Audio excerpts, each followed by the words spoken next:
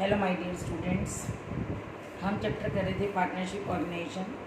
Partnership क्या है हम पहले पढ़ चुके हैं। Partnership is the relationship between two और more than two person for carrying some legal business for sharing profit and losses and partnership act 1932।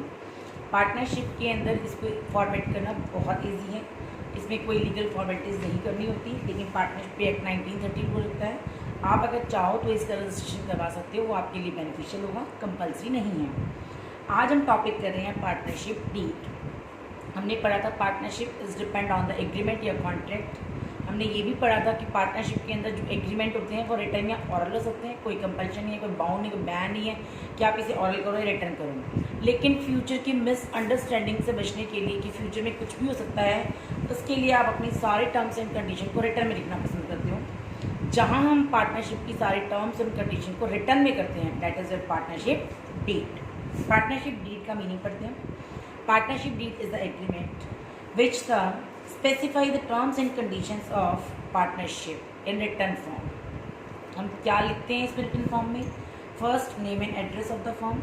हमें इसमें बताना होता है कि हमारी फर्म का नाम क्या है और उसका एड्रेस क्या है, लेकिन फर्म का नाम किसी दूसरी फर्म के नाम से मैच करता हुआ नहीं होना चाहिए, सिमिलर नहीं होना चाहिए, ताकि आपको कन्फ्यूजन ना हो। जब आप पार्टनरशिप के अंदर किसी फर्म का नाम सेलेक्ट करते हो तो उसके अंदर कुछ वर्ड्स हैं जिसकी आपको या तो परमिशन लेनी होती है, अपनी मर्जी से यूज़ नहीं कर सकते, जैसे crown, imperial, state, king, queen, royal, emperor, empress and parliament etcetera. Second, name and address of the partners. आपको आपके बिजनेस में जितने भी पार्टनर्स इन्वॉल्व हैं उनके फुल नेम और फुल एड्रेस भी पार्टनरशिप में मेंशन करने होते हैं।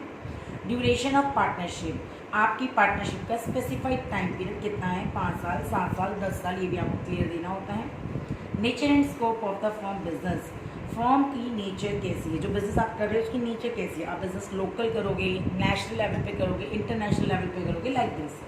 Contribution of capital by partners, आपके बिजनेस में जितने भी पार्टनर्स इन्वॉल्व हैं उन्होंने कितना पैसा बिजनेस में इन्वेस्ट किया है और वो आगे फ्यूचर में कितना और इन्वेस्ट कर सकते हैं, ये भी आपको मेंशन करना होता है। प्रॉफिट एंड लॉस रेशियो, आपके पार्टनर्स के बीच में जो साल के एंड में प्रॉफिट होगा वो कौन सा रेशियो में डिस्ट्रीब्यूट होगा, इक्वल होगा, कैपिटल रेशियो में होगा, या आपका कोई एग्रीड रेशियो है उसमें डिस्ट्रीब्यूट होगा। Commission and salary of the partners, अगर आपके पार्टनर्स कुछ एक्स्ट्रा एफर्ट्स देते हैं, कुछ एक्स्ट्रा स्किल प्रोवाइड करते हैं, कुछ एक्स्ट्रा एडवाइस देते हैं, तो क्या आप उन्हें मोटिवेट करने के लिए कोई सैलरी या कमीशन दोगे, और दोगे तो वो कितना होगा, ये भी मेंशन किया जाता है। Loans to and by the partners, इसमें मेंशन किया जाता है कि पार्टनर फर्म को कितना लोन दे सकता है और फर्म ज़रूरत पड़ने पर पार्टनर को कितना लोन दे सकती है, उस पर रेट ऑफ इंटरेस्ट क्या होगा। Drawing interest on it, partners को अगर बिजनेस से पैसों की जरूरत पड़ जाए तो पर्सनल यूज़ के लिए विड्रॉ कर सकता है नहीं, और कर सकता है तो उस पर कितना इंटरेस्ट चार्ज होगा। Audit of the books of accounts, आपके पार्टनरशिप में जो साल के एंड में बुक्स मेंटेन की जाती है प्रॉफिट लॉस पता लगाने के लिए, उनकी ऑडिट के लिए ऑडिटर पर्सनली अपॉइंट किया जाएगा कि आप ऑडिटर के पास उसकी चेकिंग कराओगे।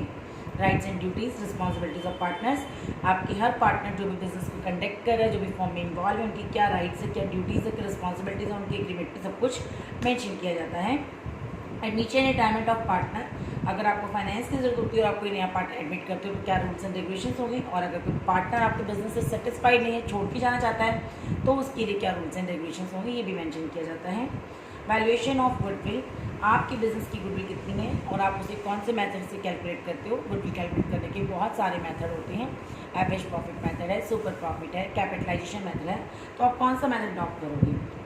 डिसोल्यूशन ऑफ पार्टनरशिप, अगर किसी रीज़न से आपकी फर्म डिसॉल्व हो रही है, बंद हो रही है, तो वो भी स्पेसिफाई होना चाहिए। Death of partner in succession, अगर किसी पार्टनर की डेथ होती है तो उसकी कैपिटल, उसका अमाउंट, उसके डिसीज पार्टनर के जो भी आपके सक्सेसिव होते हैं डिसीज पार्टनर को उनको दिया जाएगा, ये भी सारा उसमें मेंशन होता है कि किस तरह से वो पे किया जाएगा। वायलेटिंग ऑफ पार्टनर रूल्स, अगर कोई पार्टनर के रूल्स को वायलेट करते हैं तो उसके अगेंस्ट क्या एक्शन ली जाएंगे, ये भी मेंशन होते हैं। एट्रीब्यूट क्लोज, अगर आपकी पार्टनरशिप डीड के अंदर कुछ भी स्पेसिफाइड है तो उसका डिसएग्रीमेंट हो जाता है, डिस्प्यूट हो जाता है, तो उसके लिए कोई एब्रीविएशन मतलब कि कोई बीच का समझौतेदार अपॉइंट किया जाएगा या नहीं किया जाएगा। ये सारी बातें हम एक्ट के अकॉर्डिंग डीड में लिखित में लेते हैं। ये सब बातें लिखित में होती है, उस लिखित पेज को, उस लिखित एग्रीमेंट को हम क्या बोलते हैं, पार्टनरशिप डीड। सारी मेंशन करने की जरूरत नहीं है, क्वेश्चन आता है तो आप इसमें से कोई भी सिलेक्टेड 6 मार्क्स में 6, 5 में 5, 4 में 4, 3 में 3, 2 में 2 और 1 में 1 मेंशन कर सकते हैं। नेक्स्ट टॉपिक है बेटा हमारा फॉर्मेशन या रजिस्ट्रेशन ऑफ पार्टनरशिप, ये हम पहले ही पढ़ चुके हैं। कि according to partnership act it is not necessary to register the partnership firm. कोई रजिस्ट्रेशन की जरूरत नहीं है, लेकिन फ्यूचर में बहुत सारे डिफिकल्टीज क्रिएट हो जाते हैं, बिजनेस इलीगल क्रिएट हो जाता है। अगर उस टाइम हमने एक्ट के अकॉर्डिंग इसको रजिस्ट्रेशन करवाया हुआ है तो हमें बहुत सारे बेनिफिट्स मिल जाते हैं, फैसिलिटीज़ मिल जाती हैं। तो प्रोसीजर क्या है जब आप अपने आप को रजिस्टर्ड करवाना चाहते हो?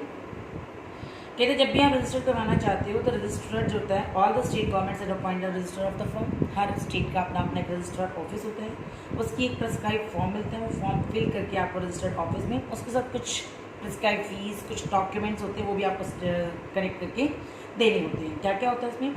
नेम ऑफ द फर्म का certificate, head office of the business आपका कहाँ है, name and other places where the business has business, इसके अलावा और कहाँ बिजनेस कर रहा है, full name and address of the partners, partners के नाम और एड्रेस क्या है, date of entry of partnership firm, time period कितना है, and signature of every partner की हम सारे से सेटिस्फाइड है। सारी नेसेसरी इन्फॉर्मेशन आपको फॉर्म में फिल करके और इसका पूरा डिस्क्रिप्शन देकर रजिस्टर ऑफिस में देनी होती है।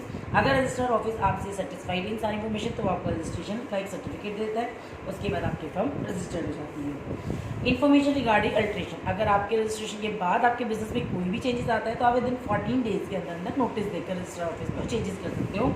क्या चेंजेस कर सकते हो? Name of the firm, main business change, अगर आपकी फर्म का नाम आप चेंज करना चाहते हो तो आप चेंज कर सकते हो। Change the name and permanent address of the partner, अगर पार्टनर का एड्रेस चेंज हो गया होम का तो कर सकते हो। अगर किसी प्लेस पे आपने अपना बिजनेस शट डाउन कर दिया तो आप इन्फॉर्मेशन दे सकते हो। कोई नया पार्टनर आपके बिजनेस को ज्वाइन करना चाहता है या किसी की डेथ हो गई है तो 14 डेज के अंदर आप इन्फॉर्मेशन देकर चेंजेस ला सकते हो। अगर आपका कोई माइनर पार्टनर अडल्ट हो गया है, 18 साल का हो गया, तो इसकी इन्फॉर्मेशन भी आप 14 डेज के अंदर रजिस्टर ऑफिस में देकर चेंजेस करा सकते हो। अगर आपकी फर्म रजिस्टर्ड नहीं है तो आपके बिजनेस पे क्या इफेक्ट पड़ेंगे? इफेक्ट ऑफ नॉन रजिस्ट्रेशन, कोई भी पार्टनर किसी दूसरे पार्टनर के अगेंस्ट लीगल केस नहीं कर सकता। No kind partner and firm to get his rights, कोई भी पार्टनर अपने राइट्स के लिए आपकी फर्म पर क्लेम नहीं कर सकता। स्टार्ट प्रोसेस अगेंस्ट पर कोई भी फर्म पार्टनर पे केस नहीं कर सकती। कोई भी फर्म अदर पार्टी जो थर्ड पार्टी बिजनेस से आउटसाइडर उस पर कोई केस नहीं कर सकती। लेकिन अगर आपने रजिस्ट्रेशन करवाया तो आपको ये सारे बेनिफिट्स मिल जाएंगे। फर्स्ट बेनिफिट आपकी फर्म को मिलेगा, फर्म आपके पार्टनर पर प्लस एक्सटर्नल पार्टीज़ पर केस कर सकती है। बेनिफिट्स टू पार्टनर, पार्टनर के अगर राइट्स कंप्लीट नहीं हो रहे या फर्म उसके साथ कुछ भी मिसलीडिंग कर रही है तो वो कोर्ट में केस करके अपने राइट्स को सेव कर सकता है।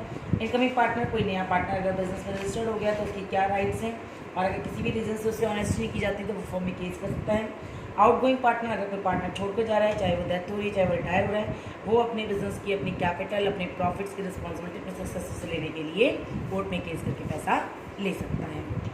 तो हमें पता लग गया बेटा कि हमारी पार्टनरशिप क्या है। आज हमारा यहाँ चैप्टर भी दी एंड हो गया, हमारे सारे टॉपिक्स कंप्लीट हो चुके हैं। आपने प्रॉपरली इसके नोट्स रेडी करने हैं। Thank you, have a nice.